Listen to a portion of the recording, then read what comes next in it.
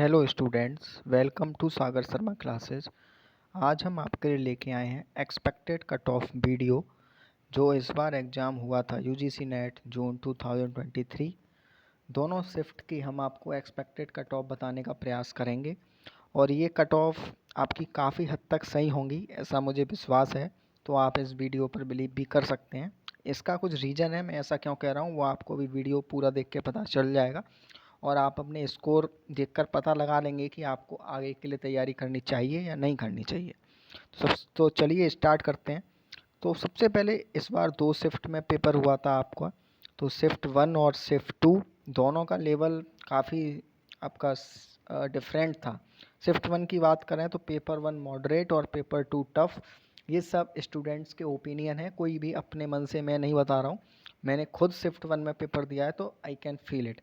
Shift 2 का score जो भी आ रहा है, आंसर की का रेस्पॉन्स, और जब पेपर हुआ था उसके बाद भी जो रेस्पॉन्स था उसमें पेपर 1 इजी टू मॉडरेट और पेपर 2 का लेवल मॉडरेट था। तो पेपर जब लेवल आपका डिफ़िकल्ट हो और इजी हो तो उससे क्या नुकसान और क्या फ़ायदे हैं ये भी आपको पता होने चाहिए। तो अगर पेपर हार्ड है तो उसमें आप समझ लीजिए कि अगर एक कैंडिडेट के जिस शिफ्ट में पेपर इजी है 100 क्वेश्चंस हैं तो आपके जो 95 हैं वो 100 के इक्विवेलेंट हो जाएंगे। अब ये 95 और 100 का क्या चक्कर है, ये सब आपका एग्ज़ाम लेवल पर डिपेंड करता है और उस शिफ्ट में कितना हाईएस्ट स्कोर है इस पर डिपेंड करता है। काफ़ी सारे फैक्टर्स हैं, लेकिन जिस शिफ्ट का पेपर टफ़ है वहाँ नॉर्मली स्कोर आपका अगर कम भी है तो आप क्वालिफाई कर सकते हैं। अब बिल्कुल कम नहीं, अभी बताएंगे कि कितना हो सकता है कितना होगा। तो आगे देखो, अब आपको पता होना चाहिए जब यूजीसी नेट एग्ज़ाम होता है तो कट ऑफ, जब शिफ्ट में एग्ज़ाम हो रहा है तो यहाँ परसेंटाइल स्कोर आता है। अब अगर कोई एग्ज़ाम एक ही शिफ्ट में है तो वहाँ परसेंटेज स्कोर आता है। तो यूजीसी नेट कट ऑफ को डिटरमाइन करने के लिए काफ़ी फैक्टर ध्यान में रखने होते हैं, जैसे कितने कैंडिडेट्स आपके एग्ज़ाम में अपीयर हुए हैं, एग्ज़ाम का डिफ़िकल्टी लेवल जिस पर मैंने अभी पहले ही बात कर ली, फिर आपको पता होना चाहिए कितने उसमें से स्टूडेंट्स हैं जो पास होंगे। जैसा कि यूजीसी नेट एग्ज़ाम का रूल है कि 6% ऑफ टोटल एग्ज़ाम जो स्टूडेंट अपीयर हुए हैं वो क्वालिफाई होते हैं फॉर असिस्टेंट प्रोफेसर, और जिसमें से top 2% for JRF. Cut off trend for the previous year, ये एक इम्पोर्टेंट चीज़ है जो यूजीसी नेट कट ऑफ को आप एस्टिमेट करने में आपके लिए हेल्प करती है सबसे ज़्यादा, क्योंकि number of candidates, difficulty level, इसको इतना आप एक्यूरेटली जज नहीं कर सकते हैं, लेकिन cut off trend of previous year आप इजीली फाइंड आउट भी कर सकते हैं और एनालाइज कर सकते हैं। तो मेरे पास जो इस वीडियो में मैंने लिया है वो 2019 का कट ऑफ लिया है। अब आप पूछेंगे कि 20 में, 21 में, 22 में एग्ज़ाम नहीं हुआ क्या? ऐसा नहीं है, एग्ज़ाम हुआ है, लेकिन हमने कट ऑफ परसेंटेज मार्क्स दिए। अगर आप ढंग से देखोगे तो उसके बाद से आपका परसेंटाइल स्कोर्स आना लग गया, मतलब शिफ्ट में एग्ज़ाम कंडक्ट होने लग गए कॉमर्स के।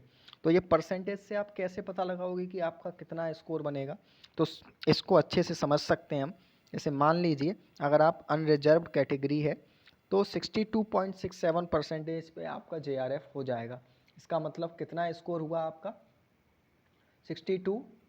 300 में से आपके अगर 184 नंबर हैं, 186 नंबर हैं, 184 और 186, तो आपका चांसेज है, ठीक है। और ऐसे ही असिस्टेंट प्रोफेसर के लिए, अब ये उस समय का एग्ज़ाम लेवल कैसा था ये कोई कुछ नहीं कह सकता है, क्योंकि उस समय मैंने भी पेपर नहीं दिया था, लेकिन ये एस्टिमेशन है आपका एक्यूरेट। और इस बार का जो मुझे ऐसा लग रहा है, क्योंकि मैं शिफ्ट 1 का एग्ज़ाम दे के आया हूँ, अगर आपके 85 क्वेश्चंस ठीक हैं शिफ्ट 1 में तो 100% चांस है कि आपका नेट क्वालिफाई हो जाएगा। और अगर 90 अबव क्वेश्चंस हैं आपके तो there is a far better chance you will clear JRF in shift 1। Shift 2 के जो रेस्पॉन्सेज आए हैं वहाँ पर 102 क्वेश्चंस भी करेक्ट हैं, 1 और 2 स्टूडेंट्स के, कुछ के 96 स्टूडेंट्स करेक्ट हैं। लेकिन शिफ्ट 1 में आई हर्ड और I got responses of highest 92 till now. I don't know many students who will hide their answer keys, or I don't know. But this year cutoff will be less in comparison to last year's. So I hope this video will be helpful, and it will create an impact for analyzing your cutoff marks. If you have any doubt, you can ask in comment section of this video. Thank you.